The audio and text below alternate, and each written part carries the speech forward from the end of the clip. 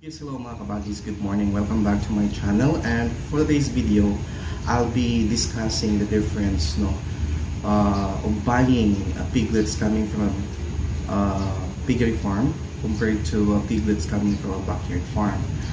Thank you so much sa mga nagtatanong regarding dito na topic so that I can expound and explain it here in my channel. But before that, make sure to subscribe mga kabagis kung hindi pa kayo nakapag-subscribe sa ating channel, and make sure to hit the notification bell as well para updated ka every time na may upload tayo ganito. Most especially, we're having a new piglets right now. If you want to check with them, if you want to continue watching until we can sell them, then make sure mga kabagis to subscribe to this channel.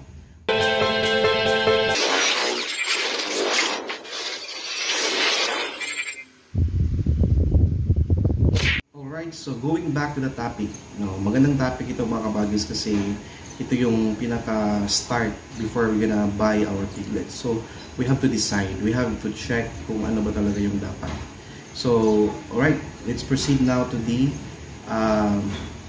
topic. Alright, so for me, buying a piglets from a piggery farm is somehow costly. Mayroon siyang difference when it comes to the price. So I will be discussing three things here. So sa presyo, sa advantage nila, at kung paano natin sila palakihin. So let's start with the price muna. So when we talk about piggery farm, in my case mga kabagis, never pa ako nakabili ng piglets from piggery farm. However, I was able to compare my piglets from a backyard farm to those kakilala ko na bumili din sila ng piglets from a piggery farm. I was able to check also how many months nilang inalagaan at ano yung mga kilo at mga na-achieve nila when it comes to bigat sa kanilang mga baboy pagkabenta nila in that certain period of time. Now, going back sa idea, kapag bumili ka kasi ng piglets from a piggery farm, unang-una mahal siya sa backyard farm. Mayroon siyang konting difference. Mag-range siya from 500 to 1,000 yung difference, yung mga presyuhan dyan sa piggery farm. Secondly, kapag sa piggery farm mo sila binili, you have the assurance talaga mga kabagis that tama na sa timbang talaga yung baboy mo, and at the same time tama yung mga binigay or yung mga vitamins, yung deworming, yung mga processes na ginagawa nila sa biik nung pagka-silang pa lang hanggang sa pagkawalay nila. So mayroon silang standard procedure dyan kung ilang days nila pinapadede yung mga biik nila sa inahin hanggang nag-decision silang i-separate or iwalay ito sa kanilang inahin. So these are the advantages sa piggery farm. I should say yung presyo parang hindi masasabing advantage or disadvantage siguro yun sa piggery farm kasi nga mahal. Ang presyuhan ngayon sa piggery farm, as far as my knowledge is concerned, because before buying my backyard piglets, I was able to ask some of those piggery farm na mayroong mga available na mga biik or piglets. They said na yung presyuhan nila hindi bumababa sa 3.5 ang bawat isang biik, at yung bawat isang biik naman na yan ay nasa 15 to 20 kilos above, which is in my calculation, kung bumibili ka sa mga ganyang presyo 3,500 to 4,000 na biik from piggery farm, you will no longer going to feed them with pre-starter kasi nga nasa 15 to 20 na, so you can just automatically feed them with starter feeds. Malaki na yan di ba? Tama na sa timbang nila. So, advantage yan kasi nga hindi ka na masyadong bumibili ng feeds doon sa pre-starter. Ang pre-starter mga kabagis, that's the stage na mas mahal ang presyuhan ng feeds kasi nga mayroon niyang content designed for piglets na kakaka-start pa lang kumakain ng feeds. So, yun yung mga bagay na masasabi natin na advantage sa pagbili ng piglets from piggery farm. Ang disadvantage na siguro yung presyo. Alright?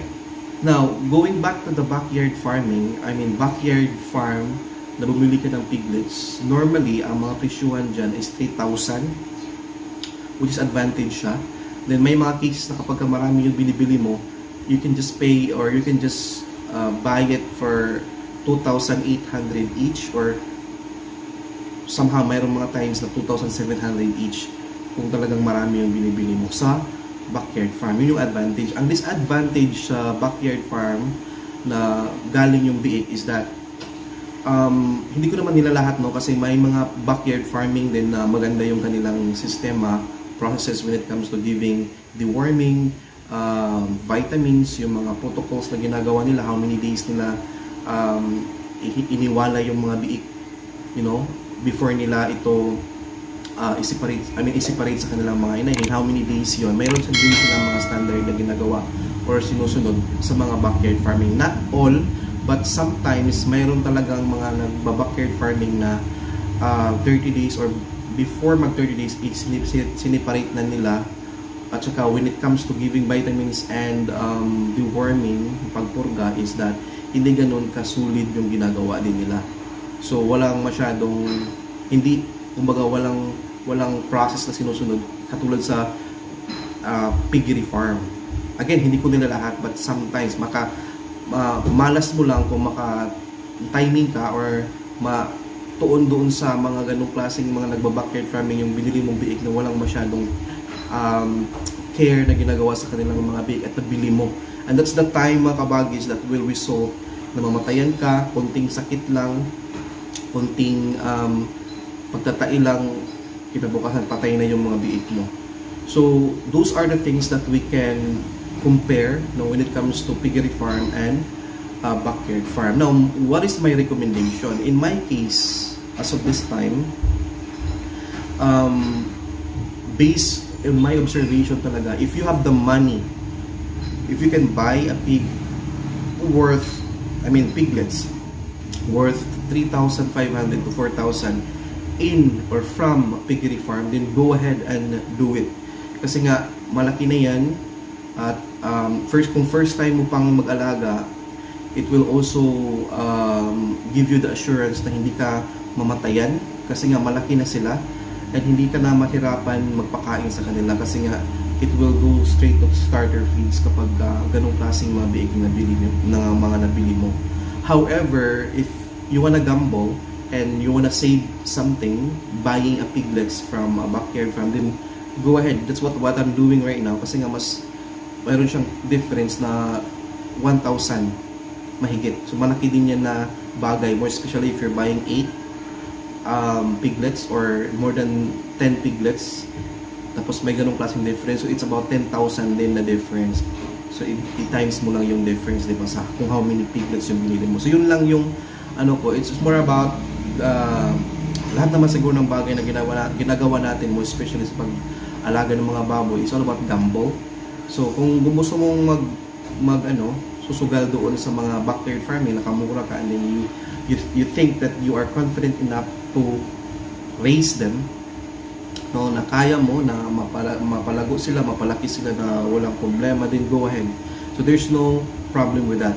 Kung meron tayong malaking or mayroon tayong mga kaalaman at knowledge, how are we going to take care of them na hindi tayo mahirapan at lalaki at bibigat sila sa tamang panahon when, target na natin silang ibenta.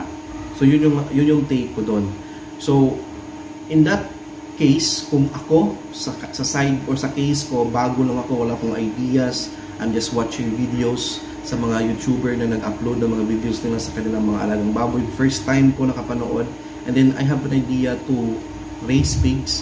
First time ko nga, I'm just giving you an illustration or example, then I will definitely go ahead to piggery farm. I will really buy from a piggery farm, even if mahal yun, kasi first time ko nga, I have to make sure na maganda yung resulta ng mga inalagaan ko at hindi ako mahirapan when it comes to treating them kapag masakit sila. Yung treatment na gagawin mo kapag masakit sila, hindi ka na mahirapan at hindi ka maproblema kung ano yung dapat gawin mo, kasi nga nagaling na siya sa piggery farm. Alam mo na mayroon doong mga guidelines na sasabihin sa iyo, mayroon doong mga mismo sa baboy, sa piglets na binili mo is malaki na talaga.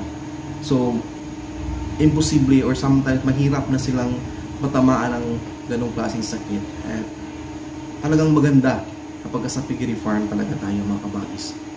Then sa lahi din, more especially sa mga breed, no? Sa piggery farm ka, may assurance ka talaga doon na talagang pure breed yan, maganda yung mga lahi dyan, at hindi ka mahirapan magpapalaki kasi nandun na yon sa piggery farm. Whereas sa backyard farm, hindi ko naman sinasabi na hindi pure breed yung mga backyard farm. May mga cases lang kasi na yung mga breed na inalagaan nila sa backyard farm is that hindi natin alam kung anong klaseng breed ba yun. Hindi natin matrace kasi sila mismo hindi din na alam kung ano yung mga binilhan nilang mga piglets noon. Alam mo yun, yung hindi matitrace yung saan galing, ano yung mga pinagmulan at mga klase ng mga baboy. Yun yung ding downside sa backyard farm. But again, if you are really good enough in raising them, alam mo ang mga techniques at pamaraan, at the end of the day, you will have the same exact results sa timbang, sa kilo, sa quality ng karne. Kasi sa pagpakain mo yun, sa feeds na ginagawa o sa feeds na pinapakain mo sa mga baboy mo. In my case, I can testify that kasi based on my observation din sa mga nakilala ko na bumili sila ng piglets nila from piggery farm. Then I have also mine na galing sa backyard farm. Yung pair namin after namin nabenta, it's almost the same lang naman yung na-achieve namin, and almost the same lang din yung kumbaga nakuha namin na resulta sa gross profit namin at sa net profit namin. Mayroon lang sigurong difference na mayroon akong konting angat kasi nga mas mura yung nabili ko pagkabenta na. So mas mura nabili ko. So mayroon akong konting difference lang when it comes to the net profit doon sa mga biik na yun or sa mga baboy or fatteners na naibenta namin after 3.5 months na pag-aalaga.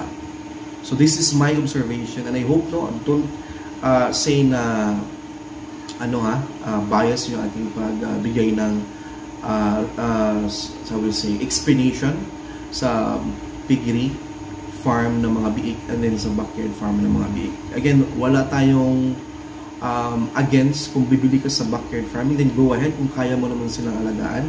And then if you wanna buy from piggery farm, may budget ka talaga ng malakihan and then kaya mo, then go ahead, wala tayong problema dyan. Ang sa atin lang naman mga kabagos, kung saan tayo hiyang, saan tayo komportable at saan tayo masasabi nating masasabi mo kasi yan sa sarili mo na kaya ko na, so I can just get some piglets from here. Alam mo, so that's how I look at things when it comes to piggery farm and backyard farm. So thank you so much kabagis for that wonderful question na na-emphasize natin ngayon sa ating videos, and please make sure to comment down, make sure to continue ask questions, continue sharing your ideas and knowledge about pig farming, kasi nga this is something that I'm really passionate about, and I'm really trying to explain things here in my channel. So again, don't forget to subscribe. Hindi pa kayo nakasubscribe sa ating channel. Mayroon din tayong Facebook page mga kabagos, Kuya Johnny's Vlogs. Make sure to follow kung ma-check nyo yan. Alright? So I guess that's it. Thank you so much for watching. And again, thank you so much for always supporting and checking my uploads every day, kasi I have my goal here to upload at least one video a day. And thank you so much for that mga kabagos. Bye bye.